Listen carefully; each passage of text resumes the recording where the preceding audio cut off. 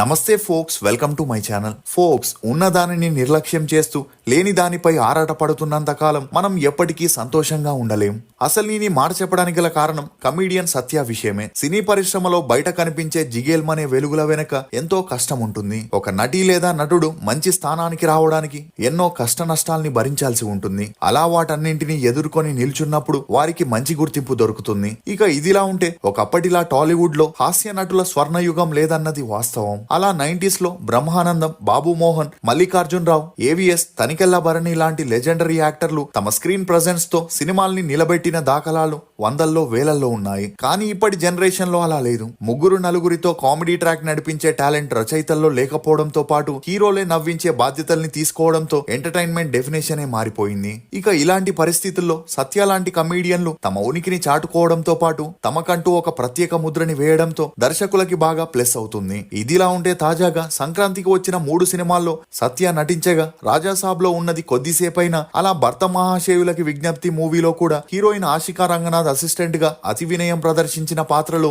సత్య బాగా నవ్వుల్ని పండించాడు. ఇక అలా నారీ నారీ నడుమ మురారిలో ఆటో డ్రైవర్ గా కనిపించగా నరేష్ తో పోటీ పడి మరి కామెడీ సీన్స్ లో హిలేరియస్ గా నవ్వించాడు. ఇక ఈ కోవలోనే కొరియన్ కనకరాజు టీజర్ ని హీరో వరుణ్ తేజ్ కంటే ముందే సత్యతో లాంచ్ చేయడం చూస్తే మేకర్స్ సత్యకి ఎంత ఇంపార్టెన్స్ ఇస్తున్నారో మనం తెలుసుకోవచ్చు. అలా వరుసగా కమీడియన్ గా చేస్తున్న సత్య జెట్లీ మూవీతో ఏకంగా హీరో అవ్వడంతో సునీల్ లాగే తన కెరియర్ కూడా దారి తప్పుతుందనే వార్తలు వినిపిస్తున్నాయి. క్లీనింగ్ బాయ్ గా ఉన్న సత్య సినిమాల్లోకి ఎలా వచ్చాడు, తన ఇంట్లో నుండి సత్యాని తల్లిదండ్రులు ఎందుకు బయటికి గెంటేశారు, జబర్దస్త్ నుండి సత్య బయటికి రావడానికి గల కారణాలేంటి, హీరోగా చేయడం వల్ల సత్య కెరియర్ నాశనం అవుతుందా, ప్రతి మూవీకి సత్య తీసుకుంటున్న రెమ్యూనరేషన్ ఎంత అని నమ్మలేని నిజాల్ని ఈ వీడియోలో చెప్పడానికి నేను ప్రయత్నిస్తాను. మీరు మాత్రం ఈ వీడియోని పూర్తిగా చూడండి. బెల్లం టీ, బెల్లం టీ, బెల్లం టీ. ఇప్పుడు ఎక్కడ చూసినా బెల్లం టీనే. కానీ దాన్ని వెతుక్కుంటూ వెళ్లి తాగే సమయం, ఓపిక లేదనుకుంటే ఇది మీకోసమే. ఇప్పుడు మన బేబర్ టీ బెల్లం టీని మీ ఇంటికే పంపిస్తుంది. బెల్లం టీ మన శరీరంలోని డైజెస్టివ్ ఎంజైమ్స్ ని ప్రేరేపించి ఆహారం సులభంగా జీర్ణమయ్యేలా చేస్తుంది. బెల్లంలో ఉన్న ఐరన్ మరియు మినరల్స్ రక్తంలోని హెమోగ్లోబిన్ స్థాయిని మెరుగుపరిచి అలసటని తగ్గిస్తుంది. మీ టీ అనుభూతిని మరింత రెట్టింపు చేయడానికి 2 మట్కా కప్స్ ని కూడా ఫ్రీగా ఇస్తున్నారు. ఇప్పుడే బేబర్ టీ వెబ్సైట్ కెళ్లి స్క్రీన్ మీద కనిపించే కూపన్ కోడ్ ని యూజ్ చేసి 10% డిస్కౌంట్ ని కూడా పొందండి. ఇది కేవలం సంక్రాంతి ఆఫర్ మాత్రమే. త్వరపడండి. సత్య అక్కల అలియాస్ కమిడియన్ సత్య. ఇతను 1988 సెప్టెంబర్ 22న ఆంధ్రప్రదేశ్ లోని అమలాపురంలో ఒక మధ్యతరగతి కుటుంబంలో జన్మించాడు. తండ్రి వెంకట్రావు, తల్లి పద్మావతి. ఇతనికి 2 తమ్ముళ్లు కూడా ఉన్నారు. ఇక ఇతని తండ్రి గవర్నమెంట్ స్కూల్లో హెడ్ మాస్టర్ గా పనిచేస్తే తల్లి ఊర్లో ఒక చిన్న హోటల్ ని నడుపుతూ ఉండేది. సత్య తన స్కూలింగ్ ని అమలాపురంలోని ప్రాథమిక పాఠశాలలో చదివాడు. చదువుల్లో చురుగ్గా ఉన్న సత్యకి తరచూ సినిమాలు చూసే అలవాటు ఉండడంతో స్కూల్ కి బంక్ కొట్టి మరీ సినిమాల్ని చూస్తుండేవాడు. అలా ఈ విషయం తండ్రికి తెలిసి కొడుకుని బాగా తిట్టి కొట్టిన సినిమాల మీదున్న పిచ్చితో వారికి తెలియకుండానే సినిమాలకు వెళ్తుండేవాడు. ఇక అలా సత్య తండ్రి సత్యతో గవర్నమెంట్ జాబ్ ని సాధించేలా చేయాలని డిసైడ్ అయి బీటెక్ లో జాయిన్ చేపించాలనుకున్నాడు. కానీ సత్యకి ఇంటర్ వచ్చేసరికి చదువులపై ఇంట్రెస్ట్ పోయి సినిమాల్లో డైరెక్టర్ అవ్వాలని డిసైడ్ అయి ఇదే విషయం తన తల్లిదండ్రులకి చెప్పగా ఆక్రోశానికి గురైన తండ్రి సత్యాన్ని కొడుతూ తిడుతూ బీవీసీ ఇన్స్టిట్యూట్ లో బీటెక్ లో జాయిన్ చేపించాడు. అలా రోజులు గడిచే కొద్ది బీటెక్ లో చదువు కష్టంగా మారి తను కొన్ని స్టోరీస్ ని రాసుకొని వాటిని ఫ్రెండ్స్ కి చెప్పగా వారు విని చాలా బాగుందని, దీన్ని సినిమాగా తీస్తే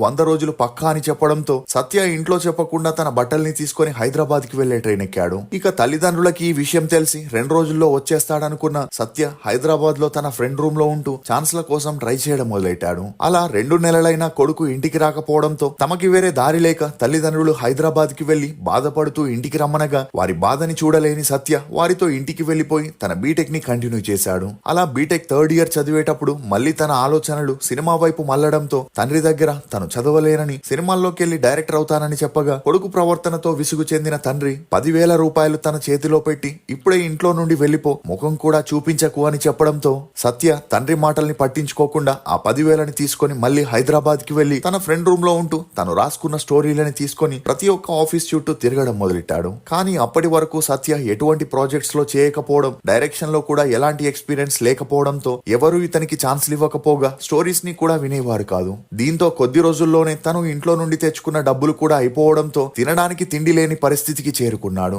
ఇక సత్య పరిస్థితిని అర్థం చేసుకున్న ఒక స్నేహితుడు ఇలా కూర్చుంటే అవ్వదని జూనియర్ ఆర్టిస్ట్ గా వెళితే ఖర్చులకైనా డబ్బులు వస్తాయని చెప్పగా అతని మాటల్ని విని కృష్ణానగర్ గడ్డం మీద నిలబడగా ఎవరు ఇతన్ని జూనియర్ ఆర్టిస్ట్ గా కూడా తీసుకెళ్లేవారు కాదు. దీంతో సినిమాల్ని నమ్ముకొని ఉంటే పస్తులుండాల్సి వస్తుందని నాంపల్లి జంక్షన్ వద్ద ఉండే ఒక హాస్పిటల్లో డోర్లు విండోలు అద్దాలు తుడిచే క్లీనింగ్ బాయ్ పని ఉండగా రోజుకి 100 రూపాయలు ఇస్తుండేవారు. అలా ఒకవైపు పని చేసుకుంటూ మరోవైపు సినిమాల్లో ట్రై చేయగా ఒకసారి వేణుమాధవ్ నటించిన భూ కైలాస్ సినిమా షూటింగ్ చూసేందుకు వెళ్ళగా అక్కడ సత్యకి ఇద్దరు జూనియర్ ఆర్టిస్టులతో మంచి పరిచయం ఏర్పడింది. ఇక అలా వారిని తనకేదైనా సినిమాల్లో ఛాన్స్ ఉంటే ఇప్పించండి అనగా వారు ఒక అడ్రస్ ని చెప్పి ఉదయాన్నే రమ్మని చెప్పి వెళ్లిపోయారు. ఇక అలా ఉదయాన్నే కొండంత ఆశతో వారు చెప్పిన అడ్రస్ కి వెళ్ళగా ఆ ఇద్దరు జూనియర్ ఆర్టిస్టులు సత్యతో షూటింగ్ ఛాన్స్ ఇప్పించాలంటే 500 రూపాయలు ఖర్చవుతుందని చెప్పగా నటన మీదున్న పిచ్చితో సత్య తన దగ్గర ఉన్న 500 రూపాయల్ని వారికి ఇచ్చేశాడు. దీంతో మరుసటి రోజు వారు ఒక షూటింగ్ జరుగుతున్న ప్లేస్ కి కొద్ది దూరం వరకు తీసుకెళ్లి దూరం నుండే చూపిస్తూ అక్కడికి వెళ్లి యాక్టింగ్ చేయమని చెప్పగా ఆ సెట్ లో ఎవరిని కలవాలో ఏం చేయాలో కనుక్కోకుండా సత్య జూనియర్ ఆర్టిస్ట్ మధ్యలో కూర్చొని షూటింగ్ చూడడం మొదలెట్టాడు. కానీ కాసేపటికే సత్యని జూనియర్ ఆర్టిస్ట్ ఏజెంట్ బయటికి పంపించడం, తనని తీసుకొచ్చిన వారు కూడా కనిపించకపోవడంతో తను మోసపోయాననే విషయం గ్రహించి చాలా బాధపడ్డాడు. ఇక అలా అప్పటికే క్లీనింగ్ బాయ్ జాబ్ కూడా పోవడంతో చేతిలో డబ్బులు లేక 3 రోజులు పస్తులుండే పరిస్థితి వచ్చింది. అయినా సరే ఒక ఛాన్స్ అయినా దొరుకుతుందనే ఆశతో నవవసంతం, యమదొంగ మూవీస్ షూటింగ్ కెళ్లి ఛాన్సులు అడుగుతున్నా ఎవరూ ఇచ్చేవారు కాదు. ఇక ఇదిలా ఉంటే ఒకసారి సత్య తల్లి కొడుక్కి ఫోన్ చేయగా తన మాటల్లోని పరిస్థితిని గ్రహించి ఏం జరిగిందని అడగ్గా అందుకు సత్య ఏడుస్తూ తను పడుతున్న ఇబ్బందిని చెప్పడంతో అందుకు సత్య తండ్రి కొంత డబ్బుని కొడుక్కి పంపడంతో పాటు తనకి తెలిసిన మేకప్ మ్యాన్ నల్లసీను గారిని కలవమని అతని ద్వారా ఏదైనా ఛాన్స్ దొరుకుతుందేమో చూడమని చెప్పగా మరుసటి రోజు సత్య మేకప్ మ్యాన్ ని వెళ్లి కలవగా అతను సత్యకి సినిమాలపై ఉన్న నాలెడ్జ్ ని చూసి తనకున్న పరిచయాలతో అమృతం సీరియల్లో డైరెక్షన్ డిపార్ట్మెంట్ లో చేర్పించాడు. ఇక అలా అమృతం సీరియల్లో అసిస్టెంట్ డైరెక్టర్ గా చేస్తూనే కొన్ని ఎపిసోడ్స్ లో చిన్న చితిక పాత్రల్లో కూడా నటిస్తూ వచ్చాడు.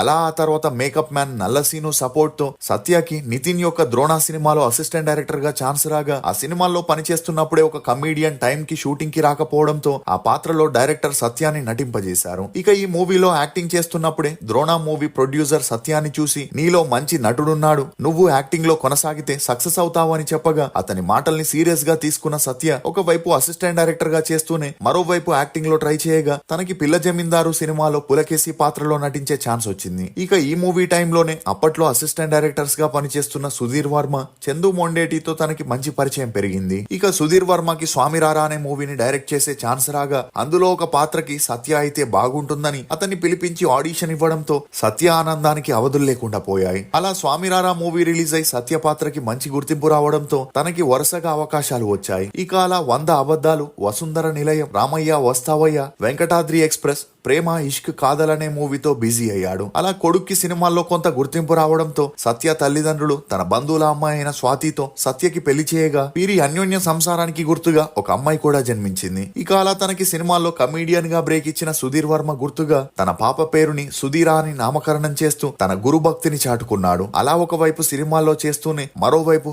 జబర్దస్త్ లో ధనరాజ్ గ్రూప్ లో కమీడియన్ గా కొన్ని ఎపిసోడ్స్ ని చేస్తూ అప్పటి వరకు తెలియని వారికి కూడా సత్య పరిచయం అయ్యాడు. ఇక అదే సమయంలో సునీల్ కమీడియన్ గా వదిలి హీరోగా మారడం, వేణుమాధవ్ కూడా ఇండస్ట్రీకి దూరం అవడంతో సత్యకి అది కలిసొచ్చింది. దీంతో వరుసగా 2 లేక 3 రోజులు షూటింగ్ ఉండే పాత్రలు రావడం మొదలయ్యాయి. ఇక అలా ఎప్పుడైతే సత్య చెలో మూవీలో ఒక పాత్ర చేశాడో ఆ పాత్రకి మరింత గుర్తింపు వచ్చి అప్పటి నుండి తనకి ఫుల్ లెంత్ పాత్రలు రావడంతో జబర్దస్త్ ని మానేసి సినిమాల వైపే దృష్టి పెట్టాడు. అలా రంగస్థలం, దేవదాసు, చెల్మోహన్ రంగ, సవ్యసాచి, ఇదం జగత్, గద్దలకొండ గణేష్ అని 2009లో స్టార్ట్ అయిన సత్య సినీ కెరియర్ 2026 కల్లా 200 సినిమాల్లో యాక్ట్ చేస్తూ స్టార్ కమీడియన్ గా ఎదిగాడు. అలా ఒకప్పుడు రోజుకి 200 తీసుకున్న సత్య ఇప్పుడు ప్రతి మూవీకి రోజుకి 2 లక్షల రెమ్యునరేషన్ తీసుకునే రేంజ్ కి ఎదిగాడు. అయితే ఒక స్టేజ్ కి రాగానే ప్రతి కమీడియన్ తమకున్న పాపులారిటీతో హీరో అవ్వాలనుకుంటారు. అలాగే వివాహ భోజనంబు సినిమాతో సత్య హీరోగా ఎంట్రీ ఇచ్చి ఆ మూవీ డైరెక్టర్ గా థియేటర్ లో కాకుండా ఓటీటీలో రిలీజ్ అయి మంచి ప్రశంసల్ని అందుకున్నారు.